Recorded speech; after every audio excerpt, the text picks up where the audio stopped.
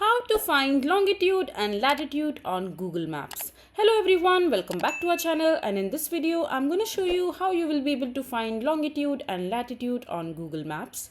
So first of all, just simply open your Google Maps, and after that just simply where you want to look for the latitude and longitude of that particular location. So for example, this particular location I'm looking for, just simply zoom into that particular location that you would want to see the longitude and latitude for. I just simply tap on it and just scroll down, and you will be able to see the option called see all. Just simply tap on it and you will be able to see this code which says M642FC New Delhi. Just simply tap on it and the code will be copied in your clipboard.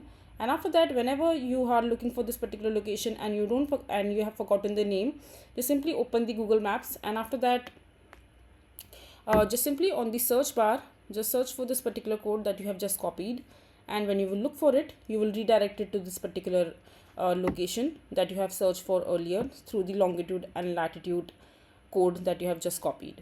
So yeah, this is basically how you will be able to find longitude and latitude on Google Maps. I hope you find this video to be helpful.